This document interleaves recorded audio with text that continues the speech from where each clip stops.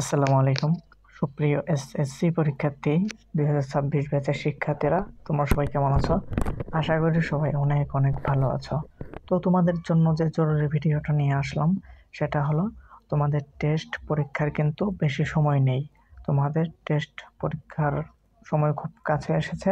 তো তোমাদেরকে নিয়ে শিক্ষা বোর্ড তোমাদেরকে যে নির্দেশনাগুলো দিয়েছে সেইগুলো তোমাদেরকে জানিয়ে দেব। তো এখানে দেখো যে এসএসসি ব্যাচ 2026, এইখানে তোমাদেরকে সকল প্রকার নির্দেশনাগুলো দেওয়া হয়েছে। এখানে আগামী 27শে অক্টোবর তোমাদের টেস্ট এক্সাম শুরু হচ্ছে। শিক্ষা বোর্ড থেকে নির্দেশ দেওয়া হয়েছে যে যদি কোনো শিক্ষার্থী ফেল করে তাহলে তাকে ফর্ম ফিল আপ করতে দেওয়া হবে না এবং সরাসরি শিক্ষা বোর্ড থেকে প্রশ্ন তৈরি করে দেওয়া হবে এবং আগের চেয়ে প্রশ্ন অনেক কঠিন হবে, যেমনটা করা হয়েছিল এসএসসি 2025। এখানে 25টা একটু হয়েছে, এটা আমি সংশোধন করে দিচ্ছি। 25, শুধু 25 দেওয়া, তো এটা আমি একটু করে দিচ্ছি।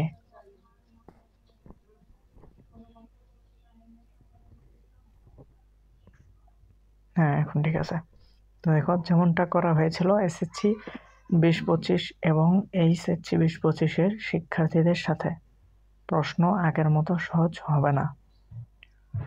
তারপর দেখো, প্রশ্ন সরাসরি বোর্ড থেকে আসবে। দেখো, টেস্ট পরীক্ষায় যারা পাস করবে শুধু তারাই ফর্ম ফিল আপ করতে পারবে, বাকিরা অকৃতকার্য বলে গণ্য হবে। তো এইখানে দেখো, এইখানে তখন তো শুধু তোমাদের নিয়মগুলো বলে দিলাম। তো এখানে দেখো যে তোমাদের টেস্ট এক্সাম কিন্তু শুরু হচ্ছে 27শে অক্টোবর থেকে। হ্যাঁ, তোমরা প্রিপারেশন নাও, ভালো করে প্রিপারেশন নাও, তোমরা ফেল করবে না, আশা করি তোমরা ফেল করবে না। তারপর দেখো, শিক্ষা বোর্ড থেকে নির্দেশ দেওয়া হয়েছে যে যদি কোনো শিক্ষার্থী ফেল করে তাহলে তাকে ফর্ম ফিল আপ করতে দেওয়া হবে না। দেখো, তোমাদের হাতে এখনো সময় আছে, তোমরা ভালোভাবে পড়ো, ভালোভাবে পড়লে তোমরা মনে করো যে ফেল যাবে না। আর তোমাদের স্যাররা এমনভাবে তোমাদের ফেল করিয়েও দিবে না, তোমরা শুধু একটু ভালো করে পড়লেই হবে। তারপর দেখো, সরাসরি শিক্ষা বোর্ড থেকে প্রশ্ন তৈরি করে দেওয়া হবে। কারণ শিক্ষা বোর্ড তো এটা বলে দিয়েছে যে তারা নাকি তোমাদের প্রশ্নগুলো ওইখান থেকে দিবে।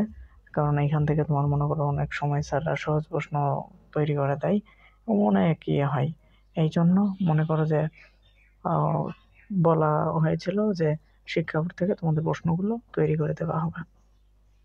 তারপর দেখো, আহ এবং আগের চেয়ে প্রশ্ন কঠিন করে দেওয়া হবে। হ্যাঁ, যেমনটা আমরা দেখেছি এসএসসি 2025-এর সময় এবং এইচএসসি 2025-এর শেষ সময়। এইভাবেই এখন শিক্ষা ব্যবস্থার উন্নয়ন হবে, শিক্ষার মান উন্নয়ন হবে, এটা আমরা জানি। তো তোমরা পড়ালেখা করবা, তাহলে আর কোনো লাগবে না।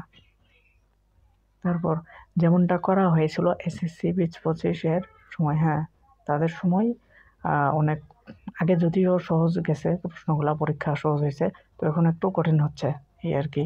তো দেখো, সে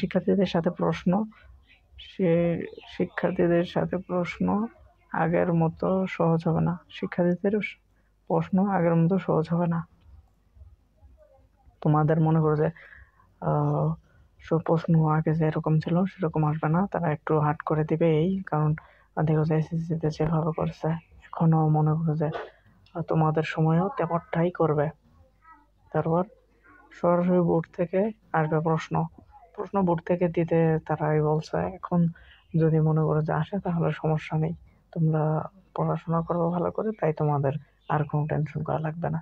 তারপর দেখো, টেস্ট পরীক্ষায় যারা পাস করবে শুধু তারাই ফর্ম ফিল আপ করতে পারবে। এখানে বলা হয়েছে যে যারা পাস করতে পারবে একমাত্র তারাই ফর্ম ফিল আপ করতে পারবে। এইখানে এই কথাটা বলারই হলো। তারপরে দিতে হলো বাকিরা অকৃতকার্য বলে গণ্য হবে। তো বাকিরা কি অকৃতকার্য বলে গণ্য হবে যখন এইখানে বলছে, তো তোমরা মনে করো যে এমনভাবে পরীক্ষা দেবা না যাতে তোমরা ফেল করো। আর টেস্টে মনে করো যে তোমাদেরকে এই নির্দেশটা দেওয়া হয়েছে যাতে তোমরা পড়াশোনা করো এবং তোমরা ফাইনাল এক্সামে গিয়ে তোমরা ভালো কিছু করো। এই জন্যই তোমাদের এই নির্দেশগুলো দেওয়া হয়েছে। এখানে ভয় পাওয়ার কিছু নেই। কারণ তোমাদের মনে করো যে অনেকেই আছে পড়াশোনা করে না, এখনো ঠিক মতো করতেছে না, তাদের এটা উদ্যোগটা আর কি, এই জন্য যাতে তোমরা একটু ভয় করে হলেও, যেমন এসএসসিতে অনেক ফেল গেছে, তারপর এইচএসসিতে অনেক ফেল গেছে, এখন আস্তে আস্তে মনে করে যে শিক্ষার মানটা উন্নয়ন করবে, শিক্ষার মান তারা উন্নয়ন করার চেষ্টা করছে। এই জন্য মনে করে যে তোমাদের এক্সামগুলো একটু কঠিন হবে। তো ভয় পাওয়ার কিছু নেই, তোমরা ভালোভাবে পড়বা, ভালোভাবে পড়লে মনে করো যে টেস্টটা পাস করতে পারবা, দোয়া করি। আর তারপর মনে করো যে এই যে ফাইনাল এক্সাম আছে, এই ফাইনাল এক্সামটাও তোমরা ভালোভাবে দিয়ে পাস করো, এইটাই তোমাদের জন্য দোয়া করি আমি। তো ভিডিওটা এতটুকুই ছিল। তোমরা যারা চ্যানেলে নতুন, ভিডিওটা শেয়ার, লাইক, কমেন্ট, শেয়ার এবং সাবস্ক্রাইব করে কমেন্ট করে তোমাদের মতামত জানাও এবং সাবস্ক্রাইব করে পাশেই থাকো। তোমাদের পরবর্তী ভিডিওর জন্য অপেক্ষা করো। সুস্থ থাকো, ভালো থাকো সবাই। আসসালামু আলাইকুম।